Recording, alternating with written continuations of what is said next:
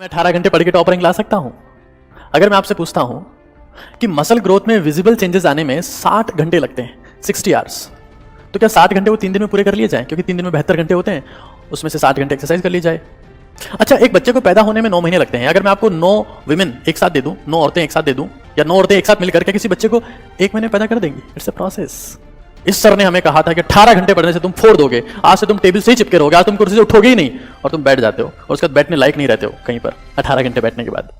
18 घंटे अगर आप बैठ के पढ़ लिए ना तो अगले दिन बैठ भी नहीं पाओगे। अगले 2 दिन आपको अपनी नींद को पूरा करने में खराब हो जाने हैं। It's very very important realistic approach, and that is what that we start slowly, keep going gradually, and then we get a specific mental stamina कि हम लोग रोज 6 से 7 घंटे पढ़ पाए।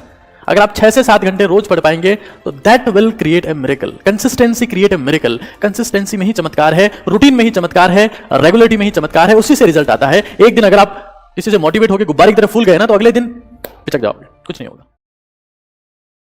क्या मैं 18 घंटे पढ़ के टॉप रैंक ला सकता हूं? अगर मैं आपसे पूछता हूं कि मसल ग्रोथ में विजिबल चेंजेस आने में 60 घंटे लगते हैं, 60 आवर्स, तो क्या 60 घंटे वो 3 दिन में पूरे कर लिए जाएं? क्योंकि 3 दिन में 72 घंटे होते हैं, उसमें से 60 घंटे एक्सरसाइज कर ली जाए। क्यों? या फिर 2 महीनों तक हर दिन 1 घंटा एक्सरसाइज की जाए? कौन सा बेटर मेथड है? आप कहेंगे obviously second method.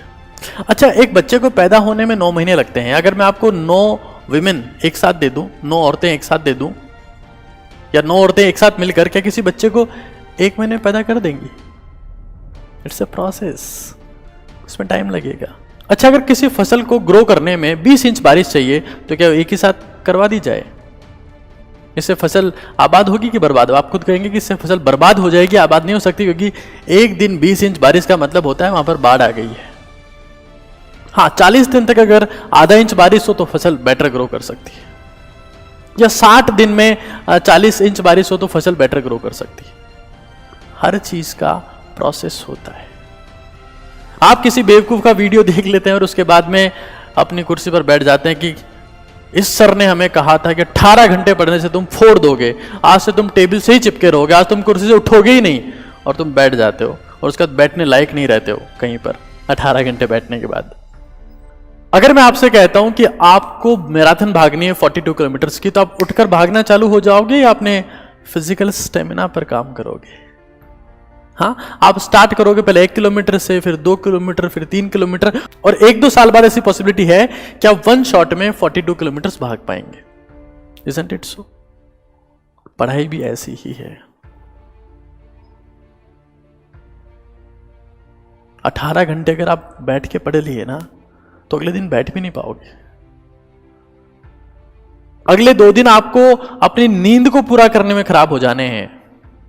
That's very very important that stop taking the utter nonsense advice from those pen channels.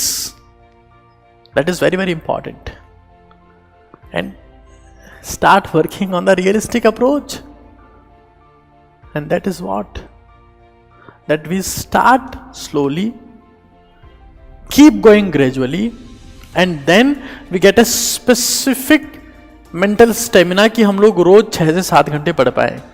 अगर आप 6 से 7 घंटे रोज पढ़ पाएंगे तो that will create a miracle. Consistency create a miracle. Consistency में ही चमत्कार है, रूटीन में ही चमत्कार है, रेगुलरिटी में ही चमत्कार है, उसी से रिजल्ट आता है। एक दिन अगर आप किसी से मोटिवेट होकर गुब्बारे की तरह फूल गए ना तो अगले दिन पिचक जाओगे, कुछ नहीं होगा। Very important. 18 घंटे पढ़ना एक दिन में बहुत बड़ी बेवकूफी है, मैं इसे बिल्कुल सजेस्ट नहीं करता।